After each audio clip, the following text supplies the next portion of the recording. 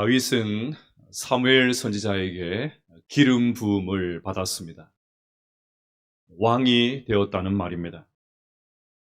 하지만 그의 현실은 왕이 아니라 도망자 신세였습니다. 사무엘 선지자가 스스로 판단해서 다윗에게 기름을 부은 것이 아닙니다. 하나님의 명령이었습니다. 그러니 하나님께서 다윗을 특별히 사랑하셔서 그에게 기름을 부어서 왕으로 세우신 것입니다. 그러면 이제 꽃길만 열려야 하는 것 아니겠습니까? 그런데 다윗에게는 고난이 가득합니다. 한 번만이 아니라 꼬리에 꼬리를 물고 고난이 이어집니다. 계속해서 내리막으로 내달립니다. 물론 처음에 다윗은 잘 나갔습니다. 내리막이 아니라 오르막이었습니다. 정말 멋지게 올라갔습니다. 아무도 나서서 싸우려고 하지 않던 괴물 골리앗을 단번에 제압했지요. 이 일로 인해서 사울이 죽인 자는 천천히요, 다윗은 만만이로다. 백성들의 인기를 한 몸에 얻게 되었습니다. 결국 사울 왕의 최고의 장수가 되었습니다. 더 나아가서 사울의 사위가 되었습니다. 시쳇말로 다윗은 뜨는 별, 스타였습니다. 인류 역사에서 이렇게 초고속 승진을 한 사람은 아마 다윗밖에 없을 것입니다. 자, 그런데 추락하는 것은 날개가 없다고 했던가요? 졸지에 다윗은 사울에게 쫓기는 신세가 되었습니다. 거침없이 내려갑니다. 올라가는 것은 잠시였는데 내려가는 것은 끝이 보이지를 않습니다. 마치 브레이크가 고장난 자동차 마냥 그냥 아래로 내달립니다. 여러분, 아무리 초고속 승진을 했다고 해도 저절로 된 것은 아니지 않습니까? 고생해서 그 자리까지 올라갔으니까 고위층의 삶, 지금까지 그렇게 고생을 했는데 고위층의 삶, 조금은 좀 누려야 되는 것 아니겠습니까? 하지만 그럴 여유를 즐길 새도 없이 다윗은 내려가기를 시작합니다. 결국 다윗은 사울 왕의 창을 피해서 라마 라요스로 피신을 했습니다. 다윗의 피신 첩보를 들은 사울 왕은 3번이나 군대를 보내어서 다윗을 잡으려고 했습니다. 번번이 실패하자 이번에는 사울 자신이 직접 출동합니다. 상황이 급박하게 돌아가자 다윗은 사울의 아들이었던 요나단에게 도움을 청합니다. 하지만 요나단의 중재에도 불구하고 사울의 살기는 전혀 줄어들지를 않습니다. 그래서 이번에는 또 높 땅으로 피신해서 들어갔습니다. 하지만 그곳에도 사울의 첩자가 있었고 또다시 다윗은 도망을 쳐야만 했습니다. 이번에 그가 선택한 곳은 블레셋 민족의 나라 가드였습니다. 여러분, 블레셋 하면 생각나는 사람이 있지 않습니까? 블레셋 하면 누가 생각이 나십니까? 네, 골리앗이 생각이 나죠. 골리앗의 고향이 바로 가드였습니다. 그러니 계속 쫓기고 있는 다윗은 제 발로 적진 한가운데로 들어간 것입니다. 사울의 살기가 얼마나 대단했던지 사울보다 원수의 나라가 더 안전하다고 느낀 것이었습니다. 그런데 블레셋 사람들이 다윗을 모를 리가 없죠. 오랜 도망자 생활로 거친 몰골을 하고 있어도 거인 골리앗을 이긴 다윗을 어떻게 잊을 수가 있겠습니까? 결국 발각된 다윗은 어떻게든 살아보기 위해서 이번에는 미친 연기까지 합니다. 사무엘상 21장 13절입니다. 그들 앞에서 그의 행동을 변하여 미친 채 하고 대문짝에 그적거리며 침을 수염에 흘리매. 어떻게 살려고 원수의 나라인 블레셋으로 망명을 갈 수가 있나? 돌멩이 하나로 골리앗 하나를 이긴 그 용기는 다 어디로 갔나? 그것은 다 어디로 가고 지금 미친 연기를 하고 있나? 지난주 제 설교를 들으신 분들은 이런 말을 해서는 안 되지요? 어떻게든 살려고 침을 질질 흘리고 미친 사람처럼 보이기 위해서 성전 문짝에다가 아무렇게나 글자를 글적이는 그 다윗이 너무나도 불쌍하게 느껴지지 않습니까? 다윗의 이 미친 모습을 본 아기스 왕의 말이 더 걸작입니다. 21장 15절입니다. 내게 미치광이가 부족하여서 너희가 이 자를 데려다가 내 앞에서 미친 짓을 하게 하느냐. 굴욕도 이런 굴욕이 없습니다. 이처럼 다윗은 한없이 낮아졌습니다. 아니, 낮아지는 정도가 아니라 너무나도 비참해졌습니다. 결국 다윗은 가드를 떠나서 아둘람 골로 도망을 칩니다. 오늘 보면 1절입니다. 그러므로 다윗이 그곳을 떠나 아둘람 굴로 도망하매. 자, 그러면 여기서 우리는 질문이 생깁니다. 왜 다윗은 내려가고 있을까요? 엄연히 기름 부음을 받아서 왕이 된 다윗은 왜 내리막길로 치닫고 있습니까? 왜 하나님은 다윗을 내려가게 하셨을까요? 저는 이 질문에 대한 대답을 고은 시인의 그 꽃이라는 시에서 찾으려고 합니다. 내려갈 때 보았네, 올라갈 때 보지 못한 그 꽃. 내려갈 때 보았네, 올라갈 때 보지 못한 그 꽃. 저는 등산을 별로 좋아하지 않지만 이스라엘 성지 순례를 갔을 때 올랐던 시내 산을 잊을 수가 없습니다. 어둠이 짙게 깔린 새벽에 출발한 이유도 있지만 올라갈 때는 정상, 시내살이라는 정상밖에 보이지 않았습니다. 주변의 경관은 전혀 눈에 들어오지 않고 오로지 정상, 그리고 나보다 앞서서 올라간 그런 사람들만 보였습니다.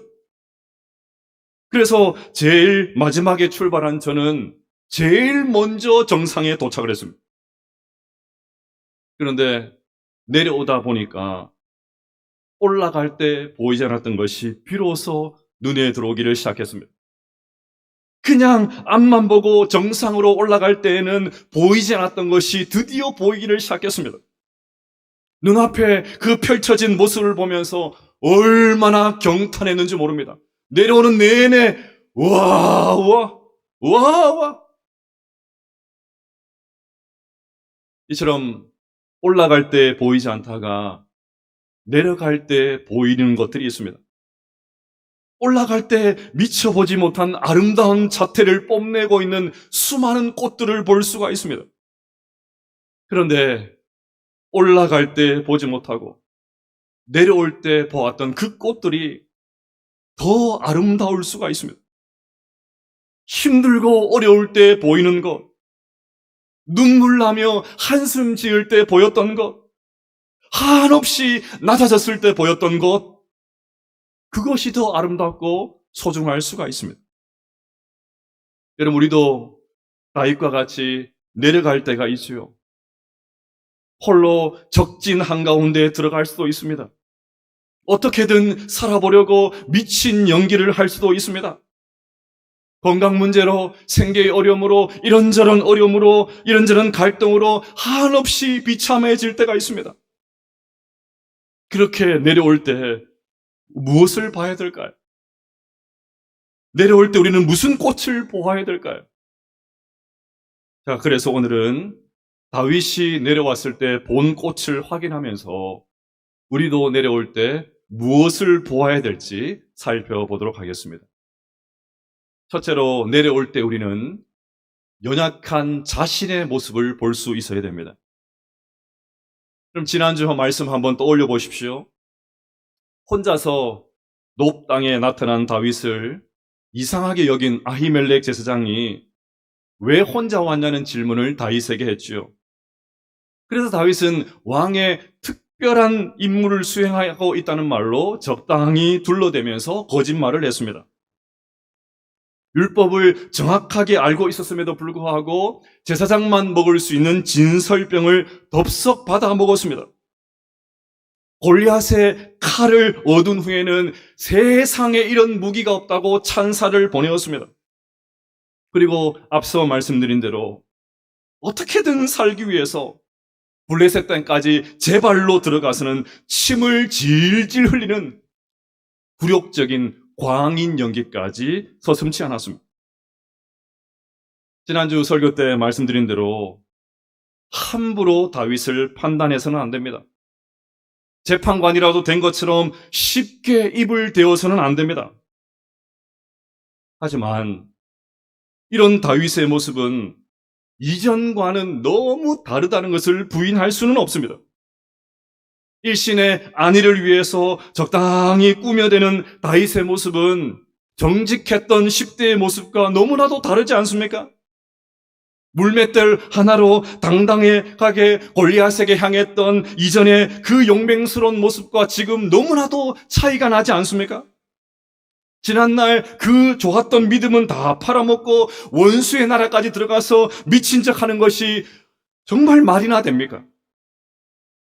이것이 과연 우리가 알고 있는 다윗의 모습이 맞습니까? 정말 이것이 다윗의 모습이 맞습니까? 네, 맞습니다. 이것이 다윗의 실체입니다. 다윗은 점점 내려가면서 계속해서 도망치면서 자신의 민낯을 보게 되었습니다. 잘 나갈 때는, 계속 올라갈 때는 자신이 꽤나 잘난 사람인 줄로 알았습니다. 거짓말이라고는 전혀 하지 않는 정직한 사람인 줄로 알았습니다. 청문회 자리에 나가서 아무리 토로대도 먼지 하나 안 나오는 사람인 줄로 알았습니다. 하지만 아니었습니다. 내려가다 보니까, 어려움을 당하다 보니까 다윗 또한 능청스럽게 거짓말을 해댑니다. 눈 하나 깜짝하지 않고 입에 침도 바르지 않고 그냥 거짓말을 합니다. 내 목구멍이 포도청인데 무슨 채통이 밥 먹여주냐? 진설병은 제사장만 먹을 수 있다고 그런 것은 모르겠고 일단은 다윗은 줄인 자신의 배부터 채워댑니다. 비겁해 보여도 아카데미 나무주연상급 미친 연기를 펼칩니다. 이처럼 다윗은 내려가면서 실망스럽고 초라하고 비겁한 자신의 모습을 보았습니다. 그는 내려갈 때 비로소 자기 안에 있는 숨어 있었던 그 연약한 모습을 발견했습니다. 이때 다윗의 심정을 알 수 있는 성경이 있는데 시편 142편입니다. 시편 142편의 표제가 이렇게 되어 있습니다. 다윗이 굴에 있을 때에, 여기서 굴은 지금 아들람 굴입니다. 다윗이 굴에 있을 때에 지은 마스길 곧 기도. 6절에 당시의 다윗의 심정이 나옵니다. 나의 부르짖음을 들으소서. 나는 심히 비천하니이다. 나를 핍박하는 자들에게서 나를 건지소서. 그들은 나보다 강하니이다. 다윗은 더 이상 자신을 골리앗을 이긴 영웅으로 보지 않았습니다. 자기 자신을 기름 부은 받은 왕으로 생각하지 않았습니다. 나는 심히 비천하나이다. 나는 심히 비천하나이다. 내려가고 나니까 한없이 연약한 존재일 뿐이었습니다. 올라갈 때는 대단한 사람이라도 된 것처럼 생각했는데 실체는 아니었습니다. 다윗도 우리와 똑같이 철저하게 연약한 사람에 불과했습니다. 그래서 자신의 민낯을 보고는, 자신의 연약함을 보고는, 자신의 실체를 보고는 다윗은 이렇게 기도합니다. 나를 건지소서. 나는 너무너무 비천합니다. 나를 건지소서. 그렇다면 여러분, 다윗에게 이렇게 낮아지는 순간이 정말 필요하지 않았겠습니까? 힘들긴 해도, 고통스럽긴 해도, 이해할 수 없다고 해도 이 과정이 그에게 꼭 필요하지 않았겠습니까? 만약에 골리앗과 싸웠던 기억, 싸워서 이겼던 기억, 전쟁에 나갔다고 하면 이기는 순간, 그런 순간만이 아니라 처절하게 자신의 연약함을 보는 순간, 이 순간이 다윗에게 정말 필요했습니다. 만약에 이런 고난이 없었다면 다윗은 골리앗을 이겼던 그 모습이 자신의 전부인 양 생각을 하면서 교만하게 살았을 것입니다. 한껏 어깨에 뽕이 들어가고 바람이 들이면서 뻐기면서 살았을 것입니다. 우리도 마찬가지지 않습니까? 내려갈 때 우리의 연약함을 볼 수 있어야 됩니다. 아무 일도 없을 때는 얼마나 점잖합니까? 아무나 어려움이 없을 때는 온갖 교양을 다 떨지 않습니까? 그런데도 별일 아는데도 막 화를 내고 사소한 일에 염려를 하고 내 이익이 걸린 문제 앞에서는 막 눈이 뒤집어지고 막 그러지 않습니까? 정신을 차리고 나면 내가 왜 그때 그랬을까? 후회가 밀려든 때가 한두 번이 아니지 않습니까? 여러분, 그때만 생각하면 얼굴이 화끈거리십니까? 도대체 내가 맞나 싶으십니까? 내가 그때 왜 그랬나? 그렇게 싶으십니까? 예, 그것이 우리의 모습입니다. 그것이 우리의 민낯입니다. 그것이 바로 우리의 실체입니다. 속이면 안 돼요. 그게 우리입니다. 점잖했던 게 우리가 아니고 정말 어려움을 당했을 때, 고난이 닥쳐왔을 때 반응했던 것, 그것이 우리의 민낯입니다. 내려갈 때, 어려움을 당했을 때, 고난을 당했을 때 내 실체를 보는 은혜가 있게 되시기를 바랍니다. 그래야 살 수 있습니다. 그래야 비로소 겸손해질 수 있습니다. 처절한 자기 부인, 처절할 정도로 자기의 민낯을 보는 것, 대면하는 것이 너무너무 두렵지만 이것이 나의 실체구나. 그래야 하나님 앞에 엎드릴 수가 있습니다. 그래야 살 수 있는 거예요. 이 은혜가 우리에게 있게 되시기를 주님의 이름으로 축복합니다. 둘째로, 연약한 사람들의 모습을 볼 수 있어야 됩니다. 다윗이 아둘람 굴에 숨어 있을 때 사람들이 모여들기를 시작했습니다. 우리 2절 말씀 같이 한번 읽어볼까요? 시작. 환난당한 모든 자와 빚진 모든 자와 마음이 원통한 자가 다 그에게로 모였고 그는 그들의 우두머리가 되었는데 그와 함께 한 자가 400명가량이었더라. 아멘. 아둘람굴에 숨어있던 다윗에게 여러 가지로 힘든 시간을 보내고 있었던 사회적인 약자들이 모여들었습니다. 아마 이들은 사울의 폭정 아래에서 저마다 억울하고 원통한 사연을 지닌 채 힘든 시간을 보내고 있었을 것입니다. 아둘람굴로 피한 것을 보면 집과 또 직장과 보금자리를 다 빼앗기고 도망쳐 온 것이 분명합니다. 그러니 다윗과 비슷한 처지에 있는 사람들이지요. 그런 사람들이 무려 400명 정도가 되었습니다. 만약에 여러분들이 다윗이었다면, 그 400명이 여러분 앞에 찾아왔다면 여러분 심정이 어땠겠습니까? 지금 내 코가 석자하지 않습니까? 조금 전에 살기 위해서 미친 연기까지 펼쳤습니다. 다윗 자신도 먹을 것이 없어서 제사장만 먹을 수 있는 진설병을 얻어먹었습니다. 그런데 한두 명도 아니고 400명이나 되는 사람을 어떻게 건사할 수 있습니까? 때를 지어 돌아다니다 보면 사울에게 쉽게 발각이 되지 않겠습니까? 그런데도 다윗은 그들을 받아들입니다. 내 코가 석자인데 그들을 외면하거나 배척하지 않습니다. 오히려 그들을 품어주었습니다. 여러분, 이 400명은 다윗에게 도움을 주기는커녕 오히려 부담과 불편을 주는 사람이 틀림이 없습니다. 그런데도 다윗은 그들의 지도자가 되었고 그들을 회복시키는 데 헌신합니다. 놀랍게도 이 400명 가운데 나중에 다윗이 왕으로 세워졌을 때 다윗을 지키는 30명의 용사가 이 400명 가운데서 나왔습니다. 여러분, 왜 하나님께서 이 오합지졸과 같은 다윗에게 전혀 도움이 되지 않는 400명 붙여주셨을까요? 세상적으로 말하면 돈 되는 사람들이 아닙니다. 다윗이 뭔가 얻어낼 수 있는 사람들이 아닙니다. 죄다 도움이 필요한 사람들 왜 다윗에게 맡기셨을까요? 다윗은 아둘람 굴에서 비로소 가슴 아픈 사람들, 억울한 사람들, 살 소망을 잃은 사람들, 하루하루 죽지 못해 사는 사람들을 만났습니다. 그들을 통해서 인생의 슬픔을 보게 되었습니다. 나만 이런 고난을 겪는 것이 아니라 저들도 고통스러운 상황에 내몰린 사람들이 너무너무 많구나, 그런 사실을 알게 되었습니다. 장차 왕이 된 다음에 만나게 될 백성들의 어려움을 가까이에서 관찰하게 되었습니다. 그러니 여러분, 바꾸어서 생각해보면 이 400명이 다윗에게는 큰 복이었습니다. 다윗이 아둘람 굴에서 혼자 있었다면 어떻게 되었을까요?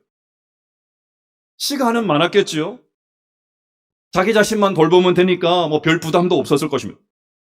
그런데 만약에 그랬다면 우리가 알고 있는 다윗은 없었습니다. 생각하면 다윗만큼 억울한 사람이 없지요. 생각할수록 원통합니다. 도대체 내가 무슨 잘못을 했기에 이렇게 도망쳐야 다녀야 되나? 너무너무 억울합니다. 다윗이 시간이 많고 할 일이 없었다면 억울하고 원통한 것들을 곱씹으면서 마치 소처럼 계속해서 되새김질하면서 억울하고 원통하고 분하고 그런 일들만 계속해서 생각을 했겠죠. 어떻게 하면 저 사울을 제거할 수 있을까? 어떻게 하면 내 억울함을 풀 수가 있을까? 본인이 죽는 줄도 모르고 맨날 그렇게 하면서 시간을 보냈을 거예요. 그런데 사람들이 몰려옵니다.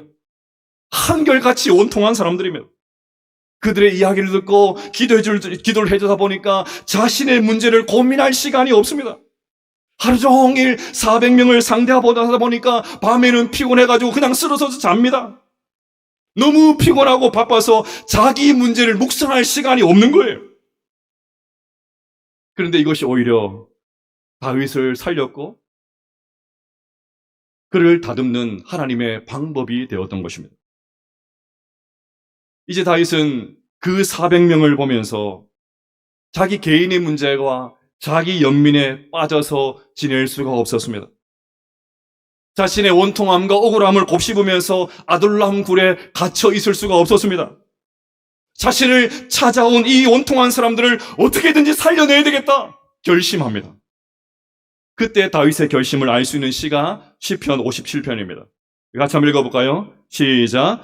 내 영광아 깰지어다. 비파야 수구마 깰지어다. 내가 새벽을 깨우리로다. 아멘. 세번역 성경은 내 영광아 깰지어다, 이 부분을 내 영혼아 깨어나라, 그렇게 번역을 했습니다. 다윗은 죽음의 두려움에 압도당해가지고 영혼이 죽어있는 상태였어요. 그런데 그 400명을 보고 정신을 차려서 내 영혼아 깨어나라, 그렇게 소리쳤습니다. 또 새벽을 깨우리로다. 새벽이 나를 깨우는 것이 아니고 계속 깨어있다가 맑은 정신으로 내가 새벽을 맞이하겠다, 그러고 있습니다. 지금까지 다윗은 새날을 맞는 것이 너무너무 고통스러워서 너무너무 힘드니까 이렇게 자다가 하나님의 부르심을 받았으면 좋겠다, 그렇게 생각했지도 모르겠습니다. 그랬던 다윗이 새벽을 깨우리로다. 새벽도 오기 전에 일어나서 자신을 찾아왔던 사람들의 모든 어둠들을 몰아내는 새벽의 사람이 되겠다 결심을 합니다. 고린도후서 1장 우리 3절과 4절 말씀을 같이 한번 읽어보겠습니다. 시작. 찬송하리로다. 그는 우리 주 예수 그리스도의 하나님이시요 자비의 아버지시요 모든 위로의 하나님이시며 우리의 모든 환난 중에서 우리를 위로하사 우리로 하여금 하나님께 받는 위로로서 모든 환난 중에 있는 자들을 능히 위로하게 하시는 이시로다. 아멘. 여러분, 과부 사정은 누가 알지요? 과부가 알지요. 과부 사정은 과부가 압니다. 그전에는 몰랐는데 그 상황이 되고 보니까, 내가 그 상황을 맡고 보니까 비로소 그 사람이 이해가 됩니다. 병에 걸려본 사람만이 병 걸린 사람 마음을 알죠. 그래서 한마디 말을 던져도 달라요. 무게가 다릅니다. 내려가면서 연약한 사람들을 볼 수 있어야 됩니다. 하나님께서 나를 내려가게 하신 중요한 이유는 그 연약한 사람들, 네가 경험했던 그 똑같은 일들을 경험한 사람들 위로해 주시기 위해, 위로하라고 우리를 내려가게 하신 거예요. 여러분, 내려갈 때 연약한 사람들, 주변에서 똑같은 어려움을 겪고 있는 사람들 볼 수 있는 눈들이 활짝 열리게 되시를 주님의 이름으로 축복합니다.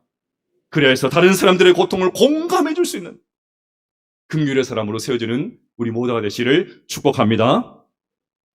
셋째로, 내려갈 때 하나님을 보아야 됩니다. 다윗은 내려가면서 연약한 자신의 실체를 보았습니다. 대단한 사람이 아니구나. 나 진짜 부족한 사람이구나 깨달았습니다. 자신의 연약함을 알게 되자 이전에 보이지 않았던 사람들의 고통이 눈에 들어오기 시작했습니다.